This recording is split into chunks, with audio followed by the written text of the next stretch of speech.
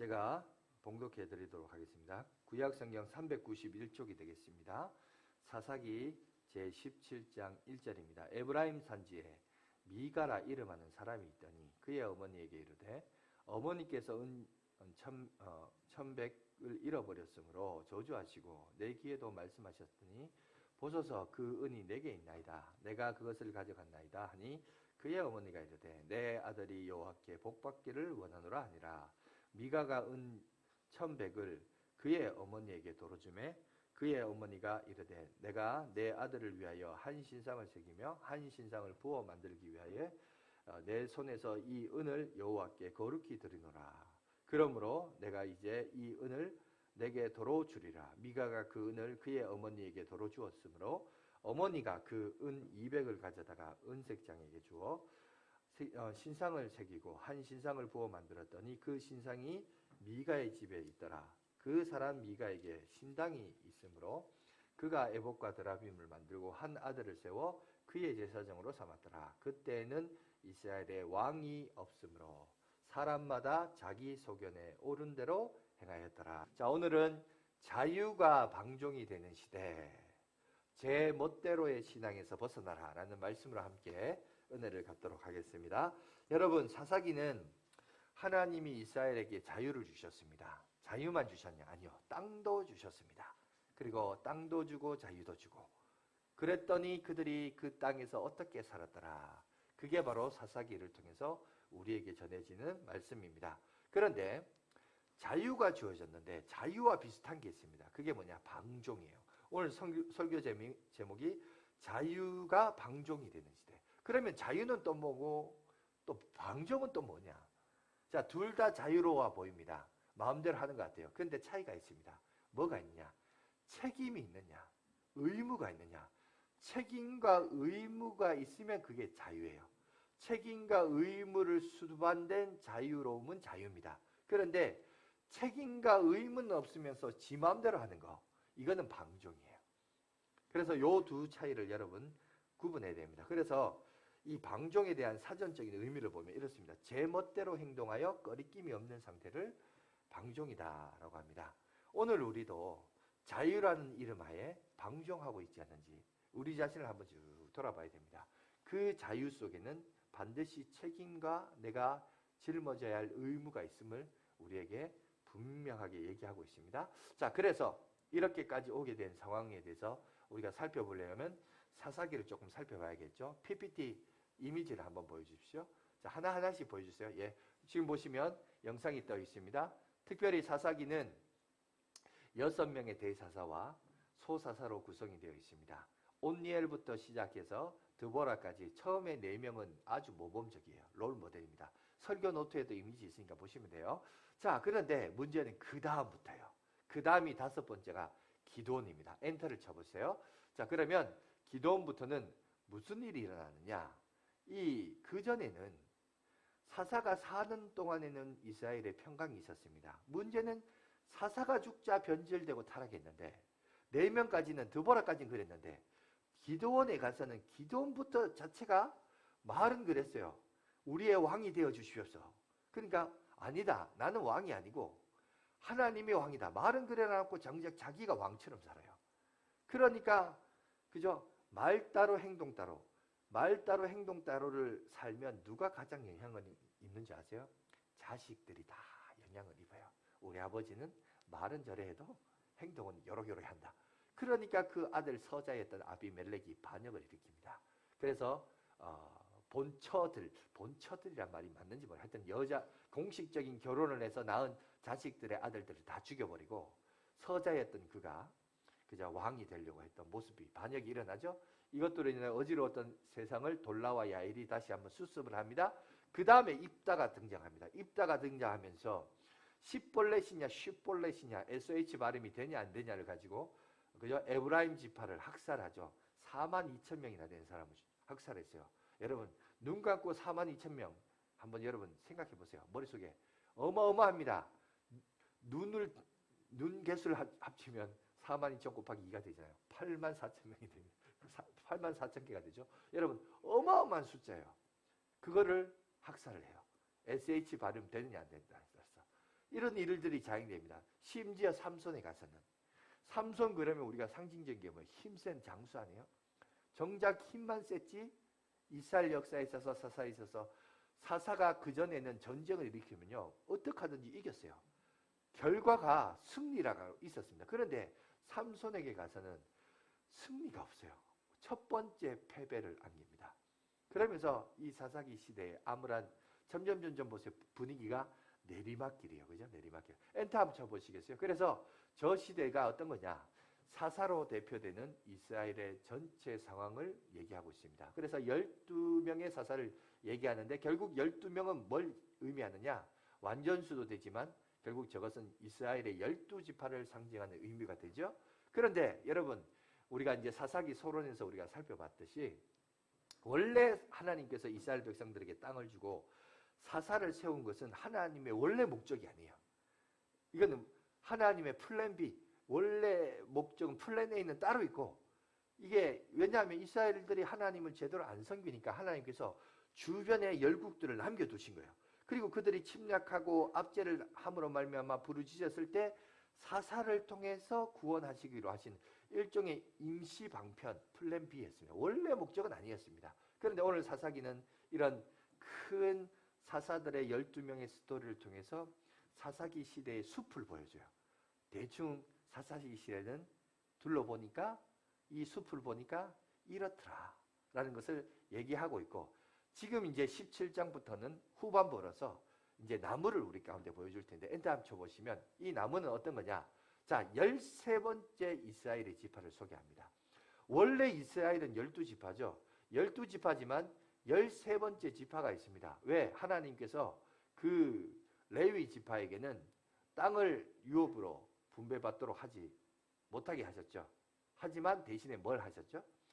하나님이 너희들의 기업이 되리라. 이따 이제 말씀을 살펴보겠습니다만은 자, 그래서 레위를 중심으로 진행되는 구체적인 이스라엘의 사례를 올 성경은 우리 가운데 소개하고 있습니다. 그러면서 실질적인 제사장 나라의 역할의 핵심을 담당했던 사람이 누구냐? 레위 족속이에요. 사실은 하나님의 원래 플랜에 있는 저 사람들이 여러분 이스라엘에 선한 영향을 끼쳐서 그래서 하나님을 잘 섬기며 행복하게 살았더라. 이게 하나님의 원래 플랜의 원래 계획이었어요. 그런데 현상은 가보니까 이들이 땅 주고 자유를 주니까 이게 자유가 방종이 되어서 지 맘대로 사는 거예요.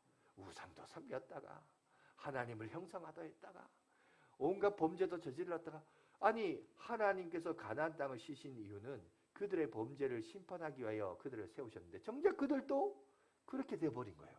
그런 우상 문화에 빠져버리는 그 모습을 보면서 하나님께서 어쩔 수 없이 사사를 통해서 임시 방편이었지만 원래 그러면 원계획이 뭐냐? 그러니까 사사기 후반부는 레위를 중심으로 원래 하나님께서 하시고자 했던 원계획은 어땠느냐를 보여주시기 위하여 레위 족속의 스토리를 얘기하지만 정작 레위인들도 잘 살았다 못 살았다? 못 살았더라. 그래서 그 얘기를 이제 사사기의 나무를 얘기를 하고 있어요. 자, 그래서 이제 마지막에 뭐라고 하냐면 마치 사사기의 전체를 상징하는 오늘 17장 6절 말씀이 계속해서 반복해서 나오는데 그게 뭐냐? 사람마다 자기 소견에 옳은 대로 행하였다. 그죠? 그 시대에는 왕이 없었으므로 왕이 없어서 자기 소견에 옳은 대로 행하였더라. 여러분 이게 좋은 말이 아니에요. 그 말은 좋지 못한 말이에요. 그래서 아까 그거 다시 한번 보여주세요. 영상 보여주시면 그 뒷부분을 제가 얘기 안 했는데 거기 보면 미가의 신당, 그 다음에 단지파의 이주, 그죠? 레위인의 소실로 인하여 지파별 전쟁이 일어나는 참혹한 현실을 오늘 우리에게 보여주고 있습니다. 오늘은 이 미가의 신당과 단지파의 이주 두 개 같은 세 개의 스토리입니다. 사실은 미가와 신당과 단지파의 이주는 같이 엮여도 될 수 있는 내용이라 오늘 이 내용을 한번 살펴보도록 하도록 하겠습니다. 어떻게 하나님께서 개입하시고 역사하신가 그걸 한번 살펴보겠는데 그 첫 번째가 뭐냐면 자 미가의 신당이에요. 자 오늘 이 이야기의 주인공인 미가는 에브라임 지파입니다. 에브라임. 자 저기서도 자꾸 언급되고 있는 지파 가운데 대표적인 사람이 누구냐? 에브라임 지파예요. 왜 자꾸 성경에 에브라임 지파가 특히 사사기에는 많이 자주 등장하느냐? 그럴 수밖에 없는 이유가 있습니다. 자 시간을 역순으로 거슬러 올라가 보면 첫 번째 사사기 시대의 아버지뻘 선조가 되는 사람이 누구냐? 여호수아입니다. 이 여호수아가 에브라임 지파 출신이에요. 여호수아는 어떤 사람이죠? 이스라엘의 전체 지도자였습니다. 그리고 에브라임 지파로서 이 이스라엘 백성들을 가나안 땅의 정복 전쟁에 치를 때 수장으로서 감당을 했어요. 거의 왕은 아니지만 왕과 같은 역할, 리더의 역할을 담당했습니다. 그러니 에브라임 지파가 실제로 어떤 느낌이 있냐면, 우리는 여호수아의 후손으로서 너희들은 그래도 우리 조상 여호수아 덕분에 너희들이 지금 이 땅에서 잘 먹고 잘 사는 거야. 이거에 대한 프라이드가 누가 있었다고? 에브라임 지파에게 있었어요. 그런데 그렇게 될 수밖에 없었던 이유도 한 번 더 거슬러 올라가 보면 야곱까지 거슬러 갑니다. 엔터 한번 쳐주세요. 거기 보면 우리 저 그림 보이시죠? 우리가 아는 야곱의 축복입니다. 야곱의 자식은 4명의 여자를 통해서 그죠? 자식을 낳습니다. 그리고 나중에 가서 요셉의 지파는 2개로 나뉘죠. 그의 아들 므낫세와 에브라임입니다. 그런데 이 야곱이 저 그림에 있는 것처럼 축복을 할 때 원래 오른손이 므낫세, 장자인 므낫세를 가고 차남에게는 왼손이 가야 되는데 그림처럼 손을 이렇게 크로스, 이렇게 어긋맞춰서 축복 기도를 해요. 왜? 자기도 형 에서가 있었지만 장자권을 자기가 뺐었잖아요. 그런 걸 근거해서 그런지 모르겠지만 에브라임에게 축복을 더 빕니다. 장자의 축복을 빕니다. 그래서 요셉을 대신하여 에브라임 지파가 12지파에 들어가고, 레위 족속은 땅을 유업으로 받지 못했기 때문에 그 대신에 누가요? 므낫세 지파가 땅을 유업으로 받는 거예요. 그래서 약속의 땅에 들어갈 때는 실제적으로 에브라임과 므낫세가 들어가고 레위와 요셉의 이름은 빠지면서 12개의 지파가 그 땅을 차지하게 되고, 그리고 요셉은 뭐 이제 에브라임 므낫세로 나눠지니까 없어지고, 대신에 레위는 그 못하냐? 레위는 사라지냐? 아니요. 레위는 12부족으로 흩어집니다. 48개의 성읍에 거주하면서 그들이 뭘 하느냐? 하나님의 말씀을, 또 제사를 드리는 것, 하나님 앞에 예배드리는 선민 백성의 삶이 무엇인지를 교훈하고 가르치는 것이 우리 레위기 있죠? 레위기 말씀이에요. 그래서 유대인들은 성경 중에 성경 그러면 모세오경이고요. 모세오경 중에 가장 먼저 읽는 것이 창세기가 아니라 레위기를 먼저 읽어요. 하나님의 선민 백성이 살아가야 할 삶의 원리인 레위기를 먼저 가르칩니다. 그게 뭐냐? 그것이 레위 족속이 약속의 땅에 들어가서 해야 될 업무고 위치였고 역할이었다. 그것을 성경은 오늘 우리에게 얘기하고 있습니다. 자, 그런데 문제는 저 에브라임 지파를 보십시오. 저 에브라임 지파가 실질적으로 여호수아를 선봉장으로 해서 그 땅을 차지했기 때문에 약간의 어떤 장자권이 있어요. 너희는 우리 여호수아 덕분에 너희들이 먹고 사는 거야. 이 얘기가 있는 거죠. 그러니까 약간 장자로서 거들먹거리면서 하는 거예요. 그런데 문제는 우리가 이제 사사기를 통해서 늘 봤듯이 므낫세 족속의 사사들이 나왔을 때 이기니까, 여러분 혈통적으로 보세요. 나머지 지파들은 자기들과 따지면 삼척벌이고, 그죠? 므낫세 지파와 에브라임은 형제 지파 아니에요. 그런데도 불구하고 에브라임이 므낫세가 가지고 막 따집니다. 그죠? 입다한테 가가 따져요. 아니 말이야, 우리를 전쟁을 치를 때 우리를 왜 부르지 않았냐? 입다가 말해요. 너를 불렀다. 부르는데 너희들이 안 왔지 않느냐? 근데 보세요. 싸울 때는 불안하니까 안 나서다가 다 이고 나니까 거들먹거리면서 나서는 거예요. 그러니까 입다가 화가 나서 42,000명을 죽이죠. 십벌레 대바 이래가지고 SH 발음 되냐 안 되냐 가지고 죽이는 거예요. 그러니까 이게 지금 보면 에브라임이 원래의 영적인 장자권을 가지면서 그 역할을 해야 되는데 갑자기 거들먹거리면서 골목대장 같은 행동을 하는 그런 모습들이 보여집니다. 그런데 이런 것들이 다 왜 그러냐면 야곱의 축복으로 이어지다가 나중에는 보세요. 이제 유다 족속에 누가 나옵니까? 다윗 왕이 오면서 이제 다윗이 장자권이 실질적인 장자권이 유다 쪽으로 바뀌어져요. 에브라임으로 갔다가 유다로 바뀌어지는. 그래서 오늘 성경에 보면 사사기는 에브라임과 관련된 얘기가 많아요.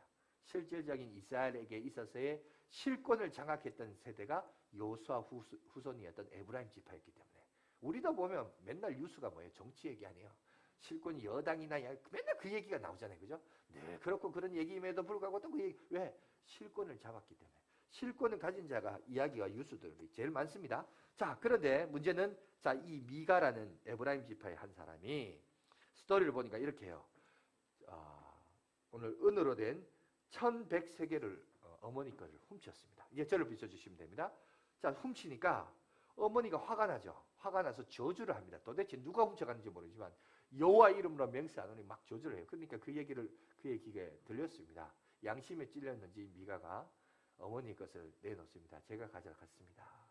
그러니까 누군지를 몰라서 저주를 했는데 어떤 도둑놈이냐 그래서 저주를 했는데 막상 그 도둑놈이 자기 아들이니까 이제 말을 바꾸는 거죠. 여호와께서 너에게 복을 주실지어다.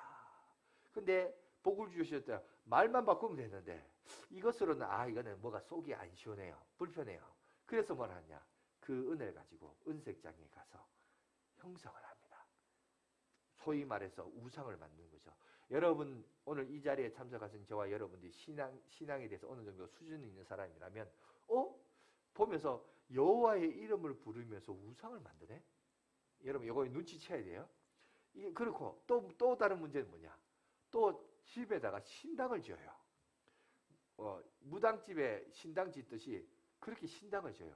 옛날에 저희 외갓집이 그랬다고 합니다. 저희 할머니가 이게 무당 하다 보니까 무당 집 안에 방 안에 이제 그런 신당을 이렇게 지어가지고 그런 적이 있었습니다. 그래가 우리 외삼촌이 교회 그 나름의 청년의 회장이었거든요. 화가 나가지고 막 그래가지고 꽃게임 들고 부순다고 막 이러다가 하다가 그냥 귀신이 들려가지고 그래가지고 나중에 목사님 모시고 기도하고 난리도 아니었습니다. 그런 사례도 있었어요. 우리 집안에 또 그런 내력이 있는데 중요한 거는 똑같아요. 이스라엘 백성이 지금 이스라엘이 어떤 상황이냐면 마치 하나님도 믿으면서 세상적인 걸 믿어요. 근데 사실 정확하게 말하자면 하나님을 믿지만 하나님을 믿는 방식이 어떤 거죠? 세상적인 방식으로 가나안의 신들을 섬기는 샤머니즘과 짬뽕이 돼버린 거예요. 짬뽕이 되어서 그렇게 산 거예요. 근데 그게 왜 그러냐? 왜 그러냐 하면 그들에게는 성경이 귀했습니다.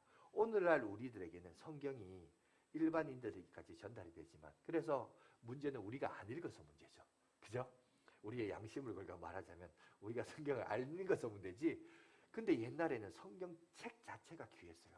문서라고 하는 것 자체가 귀한 거라서 일반인들에게 잘 알려지지 않아요. 그래서 결국 그럼 이걸 보완하려고 하나님이 어떻게 했냐? 레위인들에게 그래서 땅을 주지 않는 거예요. 너희들은 전적으로 하나님의 일만 담당해라. 그래서 48개 성읍에 흩어져서 이스라엘 백성들을 가르쳐라. 그리고 제사장 나라가 되라. 이게 하나님의 원래 플랜 A였어요. 그런데 문제는 이 말에서 입에서 입으로 전달된다 구전이라고 하는 것이 한계가 있습니다. 왜 한계가 있느냐? 제가 한번 퀴즈 내볼까요? 여러분 제가 지난주 설교했는데 설교 제목 아는 사람? 예, 손을 아무도 안 드네요. 이게 정상입니다. 혹시 여러분 손 든 거예요? 이렇게? 아니에요? 자, 중요한 것은 사람은 망각의 은사가 있어서 입에서 입으로 전달되는 것은 지식의 한계가 있어요. 사실은 글로 표현하고 기록물로 남겨야 좋습니다. 그래서 이게 레위인들이 고정적으로 일상적으로 계속 가르쳐요. 반복적인. 그래서 하나님께서 이스라엘 백성들이 1년에 3번 이상은 하나님 앞에 와서 제사 드려라. 우리는 일주일에 한 번씩 예배 드리는데 구약은 1년에 3번 정도는 나와라. 그렇게 한 거예요. 그게 왜? 반복 학습을 통해서 하나님의 은혜를 기억하라는 거죠. 우상 숭배하면 안 됐습니다. 그런데 오늘 여기 보니까 뭔가가 신학적인 관점에서 보면 뭔가 하나님의 이름은 거들먹거리는데 뭔가가 이상하게 삐딱하게 그죠? 삐딱하게 변질되어져 가는 그런 모습을 보게 됩니다. 그러면서 자기 미가가 자기 아들들이 여럿인데 그 중에 한 사람은 또 제사장을 삼아요.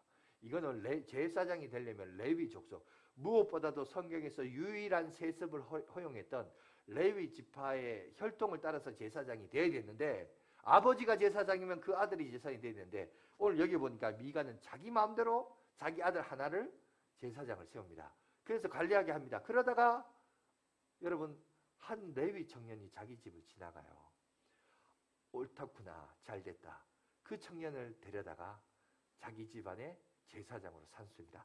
그 이야기가 오늘 성경이 얘기하고 있거든요. 그러면서 한번 사사기 17장 10절을 한번 보여주시겠어요? 거기 보면 자 이렇게 그가 이제 이런 얘기합니다. 제안을 하는데 뭐라고 하냐? 미가가 그에게 이르되 내가 나와 함께 거주하며 나를 위하여 아버지와 제사장이 되라. 내가 해마다 은열과 의복 한 벌과 먹는 것을 주려 하므로 그 레위인이 들어갔더라. 여기 보면 독특한 표현이 나와요. 제사장이 되라는 말은 이 얘기가 됐는데 아버지가 되라? 지금 자기 아들뻘 되는 사람을 데려다가 나의 아버지로 삼아라. 이 말은 영적인 아버지라는 거죠. 지도자라는 얘기죠. 제사장의 역할이 그건 거죠. 그러니까 이 미가도 보니까 어느 정도 하나님에 대한 또 제사에 대한 지혜와 지식이 어느 정도 가지고는 있었던 것 같아요. 있었던 것 같고 뿐만 아니라 나중에 단지파가 그 레위 청년에게 제안할 때도 18장 19절에 보면 그들이 그에게 이르되 잠잠하라 내 손을 입에 대라 우리와 함께 가서 우리의 아버지와 제사장이다. 그러니까 온 이스라엘이 보니까 이걸 알고 있었대. 레위인이 가지고 있는 역할과 기능이 뭔지를 다 알고 있는 거예요. 모르는 게 아니라 알고 있었어요. 알고 있었는데 문제는 하나님도 제사장도 사유화했다는 거죠. 자기 소유물로 여겼다는 겁니다. 이게 문제죠. 소유물로 여기고 형상화하고, 그죠? 이렇게 여기는 개인적인 수호신으로 그 신이 나와 함께하면 나는 복 받는다. 그래서 여러분 미가도 그렇게 얘기하잖아요. 하나님의 신당을 짓고 이게 하나님의 신당이라 하지만 신당도 아니죠. 정확하게 말하자면 잘못된 건데 우상의 문화를 답습한 건데 그런 걸 짓고 소유함으로 이제 나는 복 받을 것이야. 여러분 착각하는 거죠. 착각. 여러분 우리가 신앙생활을 하면서 이런 착각을 할 수 있습니다. 정말 우리가 조심해야 되는 자세와 태도가 아닌가 저는 그렇게 생각합니다. 뿐만 아니라 이 레위인 청년도 문제예요. 왜냐하면 하나님께서는 이스라엘 백성들에게 48개의 성읍으로 흩어지게 하셨고 그들이 정주하며 살 수 있는 땅을 허락해 주셨어요. 여러분 여호수아서 13장 33절 보여주시겠어요? 거기 보면 다음 거 보여주시면 분명히 얘기합니다. 한번 다 같이 읽겠습니다. 시작. 오이 레위 지파에게는 모세가 기업으로 주지 아니하였으니 이는 그들에게 말씀하신 것 같이 이스라엘의 하나님 여호와께서 그들의 기업이 되심이었더라. 여러분 중요한 것은 그거예요. 이스라엘 백성인 레위인도 자기 위치가 있고 자기가 거주해야 될 위치가 있습니다. 그런데 레위인 청년이 배회하면서 떠돌아다녔다. 이것 자체가 또 문제예요. 정해진 곳이 있었음에도 불구하고 떠돌아다니다가 한 집안의 제사장으로 받아들입니다. 이것도 문제죠. 이거는 자기가 한 집안의 소유물도 아닌데, 그죠? 자기가 가져야 될 문제도 아닌데, 이거를 보면서도, 그러니까 레위인도 지금 뭘 얘기하고 있죠? 정확하게 하나님의 말씀에 대해서 분별력이 없는 상태이심을 성경은 오늘 우리 가운데 얘기하고 있죠. 그러니까 쉽게 말해서 엄청난 총체적인 난국에 있습니다. 그리고 여러분 무엇보다도 그때 당시 실로 에브라임 지파에 있는 실로에 하나님의 성소가 있었습니다. 그렇기 때문에 신당을 굳이 지을 필요가 없어요. 지을 필요가 없고 그들은 그 실로에 가서 예배드리면 돼요. 근데 자꾸 하나님을 소유물로 잡으려고 개인적인 수호신으로 만들려고 그래요. 작은 신들로 만들어요. 나만을 위한 신이에요. 내가 뭘 하든지 하나님은 내 편이다. 그렇게 만들어버려요. 아닙니다. 우리가 믿는 하나님은 내가 무엇을 하든지 어디를 가든지 형통하였더라가 아니에요. 우리가 하나님의 말씀에 순종하는 종교지 내 마음대로 움직일 때 내 신이 나를 위해서 움직여주는 그런 신이 아니에요. 하나님의 기준에서 하나님의 백성이라 할지라도 하나님의 기준에서 벗어나면 하나님의 마음에 합한 다윗이라 할지라도 하나님의 기준에서 벗어나면 그의 인생은 굴곡진 인생으로 하나님이 만들어 가십니다. 그걸 여러분들이 아셔야 돼요. 근데 우리는 자꾸 하나님을 나의 개인적인 수호신으로 여기려고 해요. 아닙니다. 우리가 하나님을 섬기는 거죠. 개인적인 수호신이란 말은 그 신이 나를 섬기는 거죠. 우리가 하나님을 섬기는 거지 하나님이 우리를 섬기는 게 아니라는 거예요. 근데 이거의 주객이 바뀌어버렸어요. 그런 변질된 신앙을 오늘 성경은 지적을 하고 있습니다. 그런데 이 제멋대로의 신앙이 옛날에만 그랬냐? 아니요. 오늘날 우리도 그래요. 제가 화정역을 갈 일이 있어서 이제 걸어서 갔습니다. 근데 화정역을 지나가려면 화정중앙공원이라고 있습니다. 거기를 이제 반드시 거쳐서 가는데 제 앞에 한 5m 정도 앞에서 어떤 여자 두 분이 장을 보다가 이렇게 앞에 걸어가더라고요. 전 뒤따라 이렇게 가는데 이분들이 갑자기 옆으로 싹 돌아서니면은 저를 이렇게 해요. 인사를 하고 가요. 또 돌아서서 가요. 그래서 나 돌아와서 뭐가 있나 싶어서 이렇게 봤더니만 그 성당이 있는 거예요. 성당이 있고 그 성당에 한 3층, 4층 되는 높이에 마리아상이 있는데 이렇게 팔을 벌려서 저를 비춰주세요. 이렇게 팔을 벌려서 아래로 이렇게 보고 있는 거예요. 그러니까 거기를 보고 이렇게 절을 하고 인사를 하는 거예요. 여러분 요새도 그래요. 요새도 자기만의 우상을 만들어요. 형상을 만들어요. 성경은 우리가 성경을 공부해보고 하나님의 말씀을 공부해보면 여러분 근데 저는 제가 구체적으로 그거에 대해서 좀 신학적인 공부를 제가 못 배워서 잘 모르겠습니다만은 왜 천주교에서 마리아상 차라리 예수님의 십자가상을 하든가 그럼 내가 조금 이해가 되는데 하여튼 마리아상이 이렇게 있어요. 이렇게 하는데 왜냐하면 예수님의 어머니니까 어머님한테 부탁해서 어머니가 자식에게 부탁하면 아들이신 예수가 응답해 주실 걸 믿고 그래서 믿는지 모르겠습니다만 어쨌든 그걸 절을 해요. 그런데 여러분 하나님을 섬기는 데 있어서 하나님을 섬기는 것은 여러분 형상화하면 안 돼요. 그건 우상입니다. 우상문화입니다. 오늘 여기 보면 사사기 시대의 이들에게 있어서의 잘못된 모습은 뭐냐면 하나님을 형상화하고 소유물로 여기고 개인적인 수호신으로 여기려고 했던 이런 모습들. 근데 이런 것들이 다 어디서 왔느냐? 주변 가나안의 종교 문화에서 온 거예요. 그래서 하나님께서 그들을 다 쫓아보내라 그랬거든요. 너희들이 그거에 물들기 때문에 쫓아보. 하나님이 학살의 하나님이 아니라 그런 걸 너희들이 배우기 때문에 그걸 배우기 시작하면서 변절된 모습으로 하나님을 섬기기 때문에 그걸 하나님이 지적하시고 말씀하셨는데 불구하고 그걸 오늘날 이 시대도 그렇게 하고 있어요. 여러분 근데 그게 천주교만의 문제가 아닙니다. 개신교도 문제예요. 개신교는 뭐가 문제인지 아세요? 개신교는 그런 얘기합니다. 건물 크게 지으면 교회 부흥한다. 건물 시설 화려할수록 교회는 부흥할 수 있다. 이런 논리가 또 우리 예수 믿는 사람들 속에 그게 잠식되어 있어요. 그래서 교회를 어떻게 하든지 크게 지으려고 그러고 화려하게 지으려고 그러고 멋있어지려고. 여러분 아닙니다. 교회는 그래서 영어권에서부터 그런 운동이 일어났죠. 교회는 건물이 아닙니다. 여러분 그런 개혁적인 로고 문구가 왜 나왔을까요? 많은 교인들이 착각하는 거예요. 교회는 건물이다. 아니요. 건물이 아니에요. 교회는 사람이에요. 교회는 바로 여러분 예수 그리스도 이름으로 모인 공동체 사람들의 모임이 교회지 건물이 교회가 아니에요. 이 또 다른 건물이 또 우상이 돼버려요. 그러면 안 된다는 거죠. 오늘 우리가 이런 거에 대해서 조심해야 돼요. 하나님을 알 때 제대로 알아야 됩니다. 근데 옛날에는 성경책 자체가 귀했기 때문에 몰라서 일반인들이 몰라서 그랬다 합시다. 그럼 오늘날에는 우리가 게을러서 말씀 보기 귀찮아서 성경을 알기는 되니까 이런 세상 잡다한 종교 상식과 기독교가 만나서 일명 짬뽕 신앙이 일어난 거죠. 이거를 오늘 성경은 우리 가운데 여러분 지적하고 있는 겁니다. 여러분 그래서 뭘 하냐? 하나님을 형상화하지 말고 뭘 믿어야 되냐? 하나님이 우리에게 하신 말씀. 성경이 전에 이렇게 했잖아요. 신약과 구약이라고 했죠. 이 약이란 것이 뭐냐? 약속이란 거예요. 하나님이 우리에게 주신 약속이에요. 이번 주 우리 결혼식인데 결혼식을 우리가 흔히 언약식이라고 하잖아요. 한 남자가 한 여자가 만나서 서로 약속하는 거예요. 내가 이 여자만 바라보겠다. 이 남자만 바라보겠다. 근데 이 남자가 이 다른 여자를 바라봐요. 여자가 딴 남자를 바라봐요. 그러면 어떻게 되는 거예요? 그러면 깨어지는 거죠. 파탄나는 거죠. 하나님과 우리 사이도 언약적 관계입니다.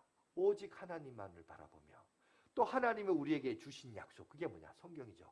신약과 구약. 그러니까 약속을 보라며 메시지를 보는 거죠. 메시지를. 그러니까 우리가 믿는 것은 건물도 아니에요. 어떤 걸 형성하는 것도 아니에요. 뭐냐? 하나님께서 내게 주신 약속, 메시지를 보면서 그걸 믿고 가는 겁니다. 믿습니까? 우리의 신앙은 그거예요. 그러니까 여러분 그래서 부지런히 성경을 읽으라는 거예요. 여러분 애먹이를 내고 바이블 트레인 하는 게 아니라 여러분 우리가 사는 신앙생활하는 핵심 그겁니다. 여러분 저는 눈이 어둡고 귀가 나이가 들어서 잘 어렵어요. 그러면요 영상으로 통해서요 성경 통독하는 여러분 유튜브도 많아요. 그거 틀면서 라디오 카세트도 많으니까 그렇게 자꾸 듣고 생각하고 그래야 됩니다. 그래야 어느 유명한 철학자인데 제가 이름이 갑자기 생각이 안 납니다. 그 사람이 그런 얘기했어요. 우리의 언어의 한계가 우리의 세계관의 한계다라는 말이 있어요. 여러분 왜? 내가 말하고 내가 듣는 것이 내가 삶을 살아가는 데 있어서의 삶의 세계관의 한계입니다. 그러면 하나님의 말씀이 내 속에 들어오면 하나님의 말씀을 가진 세계관이 열려지고 하나님의 말씀에 반한 것이 내 입에 들려오고 여러분 내 귀에 들려오고 내 말로 말을 하면 결국 하나님의 말씀에 반하는 세계관이 우리 세계 속에 펼쳐지는 거예요. 그죠? 그러니까 우리가 이런 거에 있어서 지혜를 가져야 됩니다. 지혜를 가지시고 하나님이 기뻐하시는 삶의 모습이 무엇인지를 분별할 줄 아는 저와 여러분들 되시길 간절히 바라겠습니다. 자, 그러면서 계속해서 두 번째 스토리, 단지파 이주입니다. 단지파의 이주도 문제예요. 여러분, 하나님께서 그들에게 제비를 뽑아서 지역을 허락해 주셨습니다. 그런데 그들이 그 땅을 점령해야 될 지역이 어디냐? 블레셋 지역이에요. 해변가예요. 여러분, 그런데 우리가 잘 알듯이 그 땅은 이 블레셋 족속은 철기 문화를 가지고 있었습니다. 당시 이스라엘은 청동기 문화였기 때문에 세상적인 기능으로 보면 이길 수가 없습니다. 근데 신체도 아주 거구들이에요. 그래서 이 단지파가 그 땅을 차지해야 되는데 그 땅을 차지할 수가 없어요. 지금도 이스라엘과 여러분 팔레스타인이 전쟁을 치를 때 언급하는 지역이 가자지구, 성경에는 가사라고 되어 있죠. 이 가자지구를 차지해야 되는데 이기지를 못해요. 그래서 어떡하냐? 너무 강력하니까 도망갑니다. 그들이 바라볼 때 민수기 백성들의 민수기가 어디 모세 시대 때 있었던 사건이죠. 자, 민수기 시대 때 관점으로 이들이 단지파가 바라보는 거예요. 민수기 시야가 어떤 거냐? 민수기 13장 33절 한번 보여주시겠어요? 자, 다 같이 한번 읽겠습니다. 시작. 거기서 네피린 후손인 아낙 자손의 거인들을 보았나니 우리는 스스로 보기에도 메뚜기 같으니 그들이 보기에도 그와 같았을 것이니라. 여러분, 단지파도 역시 저 구절하고 똑같아요. 아유, 우리가 메뚜기 같으면 우리가 어떻게 이기겠냐? 못 이긴다. 자꾸 못 이긴다 그런 거예요. 근데 나중에 이겨요. 누가 이기죠? 그 단지파가 북쪽으로 이주해 버리니까 그 옆에 누가 살았냐? 유다 지파예요. 유다 지파의 누구죠? 대표적인 사람이 다윗이죠. 다윗과 누구요? 골리앗. 골리앗이 바로 블레셋 족속이죠. 여러분, 철기 문화로 우수한 문화를 가지고 있던 각종 무기로 또 각종 신체적인 장점으로 이제 저를 비춰주십시오. 싸움에 나가서 이길 수 있는데 저도 키가 상당히 크거든요. 키가 상당히 큰데 골리앗은 그 당시 6규빗 반이니까 6규빗 정도 되면 3m 이상 됩니다. 그런 장수가 나와서 나와 1대1로 맞짱 뜨자 그러니까 여러분 다윗이 그저 물맷돌로 이기잖아요. 여러분 그것들을 통해서 그 이후에도 블레셋 족속과의 싸움과 전쟁에서 그는 승리하고 그죠? 그 승리로 말미암아 블레셋을 물리칩니다.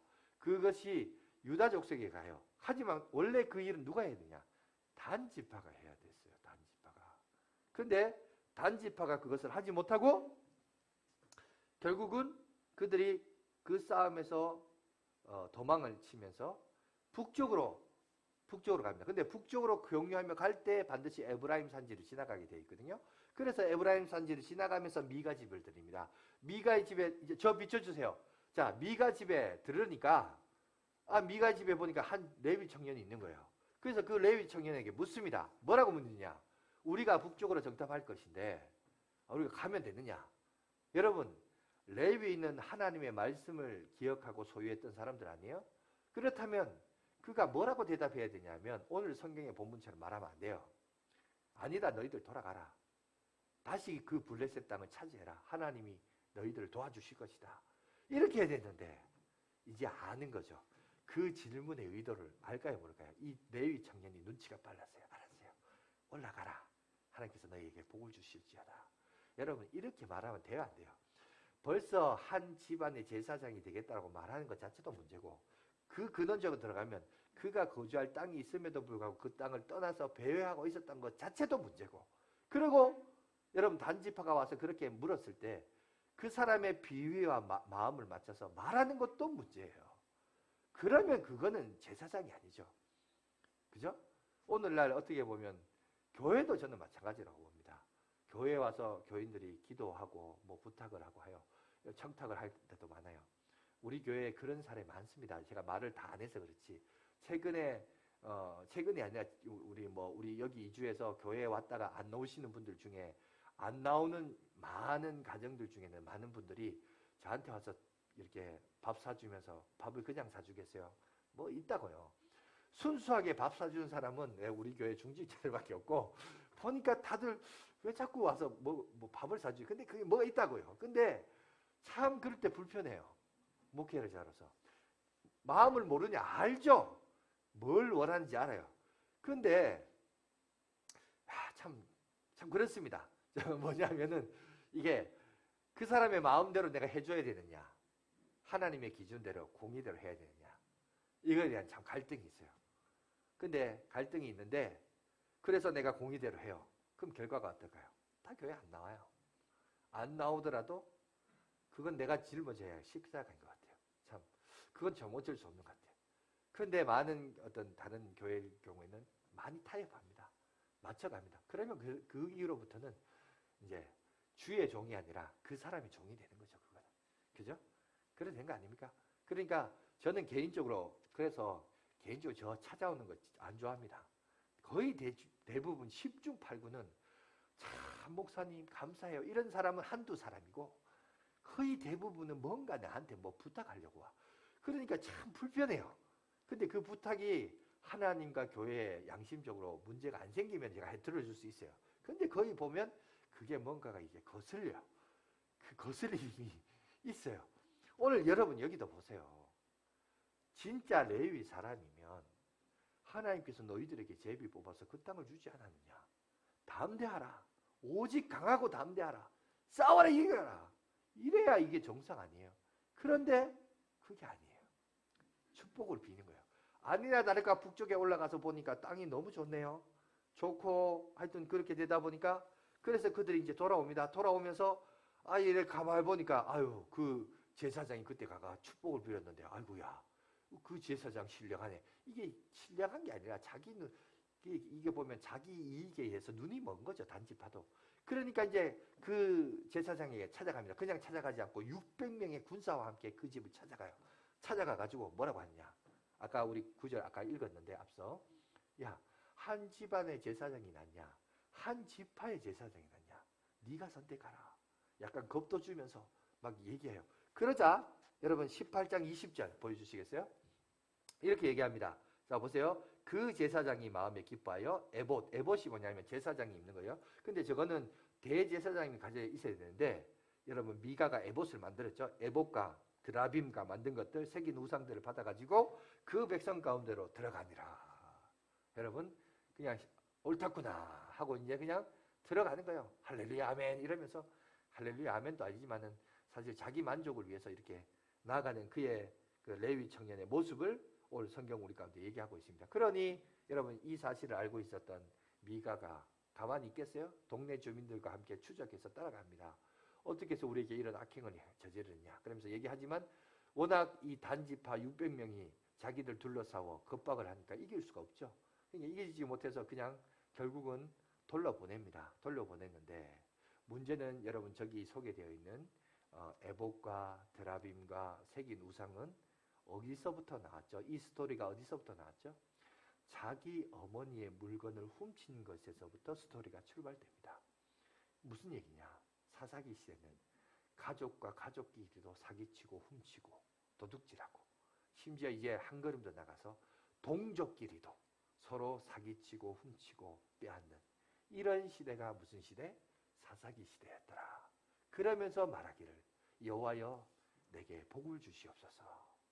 완전 지 마음대로의 신앙이에요. 이 사사기 시대는 바로 그런 시대였더라. 그러면서 어디서 주워 들은 건 있어서 레위 청년을 자기 제사장으로 삼으려고, 신앙을, 하나님을, 제사를 자기 사유와 소유물로 여기고 했던 그 시대의 시대상을 오늘 성경은 우리 가운데 소개하고 있습니다. 자, 그러면서 나중에 여러분 보십시오. 그들이 올라가서 단 지파들이 거기 가죠. 근데 보십시오. 그 사건을 오늘 성경은 왜 자세하게 소개하느냐.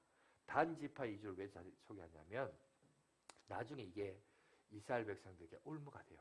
여러분 모든 것이 그래요. 하나님이 말씀하시잖아요. 그러면 우리는 하나님이 말씀하신 것에 대해서 순종하는 것이 최고이고 최선입니다. 믿습니까? 오늘 여러분 이것만 기억하십시오. 오늘 설교는 딴 거 기억하지 마시고 하나님이 말씀하신 것에 대하여 순종이 최고고 최선이다. 이것만 기억하면 돼요. 그런데 이거를 삐딱하게 봐요. 순종을 해야 되는데 순종을 안 해요. 단 지파가 밑에서 블레셋 족속과 싸워서 그 땅을 차지해야 되는데 북쪽으로 가서 땅을 차지해요. 그리고 거기서 성소를 저 드라빔을 가지고 올라가잖아요. 올라가서 성소를 짓고 예배를 하니까 오늘 이제 18장 31절에도 보면 뭐라고 되어 있냐면 이렇게 되어 있습니다. 31절 보세요. 하나님의 집이 실로에 있을 동안에 하나님의 집이 어디 있어요? 실로에 있어요. 에브라임 산지에 있는 실로라는 곳에 있었는데 거기에 두지 않고 어디에 있느냐? 미가가 만든 새긴 신당이 단 자손에게 있더라. 이것이 왜 문제가 되냐면 이때 당시 이 단 자손에게 그 신당이 있고 그 신당이 전통적으로 나중에 다윗 그 다음에 솔로몬 이후에 르호보암이 여러분 여로보암의 반역으로 인해서 두 조각 나죠. 그리고 한 지파 반이 르호보암의 통치를 받고 그 다음에 여러분 여로보암이 북이스라엘을 통치할 때 여로보암이 가만히 보니까 1년에 3번씩 예루살렘 성전에 가서 제사를 드리라. 그러니까 이스라엘 백성들이 북한이 남한 서울로 내려와서 제사 드리고 올라가는 거예요. 이게 왕이 볼 때 김정일이가 볼 때 뭔가 불편하겠죠. 아니 다 내려갔다가 올라오고 내가 그러니까 이거 안 되겠다. 그래서 뭘 하니까 단과 베레 사이에 여러분 성소를 만드는 거예요. 근데 그 성소를 만들 때 여러분 도구가 뭐냐? 바로 저거였어요. 그러니까 그때 범한 여러분 죄가 여러분 그때 끝나는 것이 아니라 다음 세대에도 연결돼야 해요. 그래서 성경은 분명히 얘기합니다. 그게 뭐냐? 미가가 만든 그죠? 미가가 만든 바 새긴 신상이었다. 이러한 것을 구체적으로 꼭 집어서 지적을 합니다. 이건 하나님이 허락하신 게 아니라는 거죠. 인간이 만든 신상이라는 거죠. 하나님이 거기서 말씀하신 적도 없고 나타나신 적도 없고 계시한 것도 없는데 단지 자기 눈으로 보기에 등 따시고 배부르고 화려하고 멋있는 곳이니까 그냥 간 거예요. 그런데 그거는 하나님께서 그들에게 허락하신 것이 아니라 그냥 단순히 좋은 땅이었다. 그걸 뿐이었다는 것을 오늘 성경은 우리에게 얘기합니다. 그런데 그들은 마치 점을 치듯이 이것이 하나님의 뜻이냐? 그럴 때의 하나님을 섬기는 그 모습을 오늘 우리에게 성경은 얘기하면서 이것은 미가가 만든 것이다. 하나님께서 허락하지 않으셨다라고 분명히 얘기합니다. 그러면서 이 이야기의 스토리가 쭉 17장에서 18장의 두 장에 걸쳐서 얘기를 하고 있다가 마지막 오늘 이제 31장이거든요. 근데 그 앞에 30절을 보면 31절이 아니라 30절을 보면 뭐가 등장하냐면 이 레위 청년의 정체가 드러납니다. 도대체 이 레위 청년이 누구냐? 그래서 그의 이름이 드러나는데 그게 누구냐면 바로 모세의 손자이자 그죠? 게르솜의 아들인 요나단이었더라라고 얘기해요. 모든 풀스토리를 다 얘기하다가 나중에 끝에 가서 한 방을 매기는 거예요. 이 오늘 사사기의 저자는 그 얘기하는 거예요. 모든 풀스토리를 얘기하다가 끝에 가서 여러분 레위 청년의 정체를 밝히는데 이 레위 청년은 그저 뜨내기 어중이 떠중이 청년이 아니라 바로 보니까 모세의 손자네 얘기인 거예요. 그 말은 뭐겠어요? 이 사사기가 얼마나 부패하고 타락하고 지 맘대로이고 엉망진창이었냐. 이거를 오늘 사사기의 저자는 우리에게 던져주고 메시지를 하고 있다는 거예요. 오늘 모세의 손자도 이렇더라는 거예요. 모세의 손자도. 여러분 모세가 출애굽을 한 것도 위대한 역사지만 모세가 잘한 건 뭐예요? 여러분 유대인들이 그들이 말하는 바이블, 성경 중에 성경, 책 중에 책 그러면요 그들은 뭐라고 하냐면 모세 오경을 말합니다. 창세기, 출애굽기, 레위기, 민수기, 신명기 요 5권을 책 중에 책이라 그래요. 누가 지었습니까? 모세가 지었어요. 그 모세가 지은 책의 손자가 보니까 이런 어처구니 없는 짓거리를 만들었더라. 단 지파에까지 올라가서 우상을 섬기는 일에 그 역할을 했더라. 그 얘기를 오늘 우리에게 하고 있습니다. 자, 이제 결론입니다. 그렇다면 이 말씀을 통해서 우리에게 주는 교훈이 뭐냐? 이제 저를 비춰주십시오. 자, 뭐냐? 우리가 하나님의 약속을 믿을 것이냐? 아니면 눈에 보이는 현상을 쫓아 살아갈 것이냐? 이걸 우리가 봐야 돼요. 사사기는 당장 눈에 보이는 현상을 쫓아 살아갔어요. 언약의 말씀이 아니었어요. 심지어 모세의 손자조차도 눈에 보이는 물질적인 이득을 쫓아 살아간 거예요. 물질적인 눈에 보이는 이득을 쫓아 살아가다 보니까 결국은 오늘 성경이 이걸 우리에게 얘기하고 있는 겁니다. 여러분, 히브리서 11장 1절을 보면 우리가 잘 알듯이 히브리서 11장은 믿음의 장이죠. 그죠? 거기 히브리서 11장 1절을 한번 보여주시겠어요? 우리 다 같이 한번 읽겠습니다. 11장 1절. 자, 좀 어렵습니까? 예, 우리 다 같이 읽겠습니다. 시작. 믿음은 바라는 것들의 실상이요 보이지 않는 것들의 증거니. 여러분 여기도 보세요. 믿음에 대해서 얘기할 때 바라는 것들의 실상이라고 그랬어요. 바라는. 다시 말하자면 실상이 없어요. 믿음은. 눈에 보이잖아요. 그죠? 보이지 않는 것들의 증거니. 보이지 않아요. 어떻게 보면 뭐랄까 실상도 없고 보이지도 않습니다. 그런데 믿음대로 가다 보면 나중에 그것이 실상이 되고 보여지는 증거가 된다는 거예요. 그런데 정작 믿음이 필요할 그때는 실상도 없고 보이지 않아요. 우리가 섬기는 하나님이 그래요. 그런데 우리는 우리의 종교성이 뭔가 보여져야 돼요. 뭔가 만져져야 돼요. 지혜롭게 할 만큼 탐스러워야 돼요. 그런 유혹이 우리에게 있단 말이죠. 그래서 성경에 보면 이 인간의 연약함에 대해서 하나님에 대한 존재에 대해서 연약함에 대해서 성경이 얘기합니다. 다음 거 보여주십시오. 창세기. 요 얘기하고 마치겠습니다. 다 같이 읽겠습니다. 시작. 여자가 그 나무를 본즉 먹음직도 하고 보암직도 하고 지혜롭게 할 만큼 탐스럽게도 한 나무인지라. 여자가 그 열매를 따먹고 자기와 함께 있는 남편에게도 주매 그도 먹은지라. 여러분 아담과 하와에게 했던 유혹의 방식으로 오늘날 우리들에게도 미혹합니다. 뭔가 하나님의 약속 갖고 돼? 뭔가 뭔가 담보물이 있어야 되지 않아? 그러니까 자꾸 뭔가 손에 만져져야 돼요. 그죠? 눈으로 봐야 돼요. 내가 직접 오감을 통해 뭔가 경험되어야 된다고 생각해요. 아닙니다. 기독교 신앙은 뭐냐? 기독교 신앙은 여러분 이겁니다. 이제 저를 비춰주십시오. 이것만 있으면 돼요. 이것만. 하나님의 약속이. 이게 이 책 자체가 신령한 거 아니에요. 그 어떤 사람 또 이게 일하다 보니까 제 친구 중에도 어릴 때 고등학교 때 이걸 머리맡에 빼고 이렇게 자면 좋은 꿈 꾼대. 그런 거 우상이에요. 성경책 위에 딴 거 올려놓지 말라고. 하나님의 말씀을 귀중히 여긴다는 것은 의미가 있는 거 아니지만 성경책 위에 딴 거 올려놓으면 저주받는다. 아니 그것도 우상이에요. 물론 하나님의 말씀을 소중히 여겨야 됩니다. 그죠? 소중히 여겨야 되지만 중요한 것은 이 책 자체가 아니라 이 책 속에 적혀있는 뭐예요? 메시지죠. 말씀. 약속이죠. 약속. 우리는 뭘 믿고 사는 존재냐? 하나님의 약속을 믿고 사는 존재입니다. 그 약속만 믿으면 돼요. 약속만으로 끝나는 거예요. 근데 자꾸 여기서 플러스 알파가 좀 이렇게 형상화돼서 이렇게 좀 붙들고 기도하는 것 같고 좀 뭐죠? 좀 이래야 되지 않느냐고 하는데 아닙니다. 말씀만으로 충분해요. 말씀만으로. 기억하십시오. 하나님의 말씀. 그리고 이 말씀에 대한 순종하면서 할 때 그게 최고이자 최선입니다. 오늘 설교는 그것만 기억하십시오. 하나님의 약속된 말씀을 붙들고 그 약속을 믿고 순종하며 살면 그러면 하나님께서 우리의 삶을 책임져 주십니다. 믿으시기 바랍니다. 여러분의 인생을 걸고 한번 시험해 보세요. 진짜 그렇게 되나 안 되나? 그러면 하나님께서 역사해 주실 것입니다. 그 역사를 살아있는 생동감 있는 역사를 경험하며 살아가는 저와 여러분들 되시길 간절히 바라겠습니다.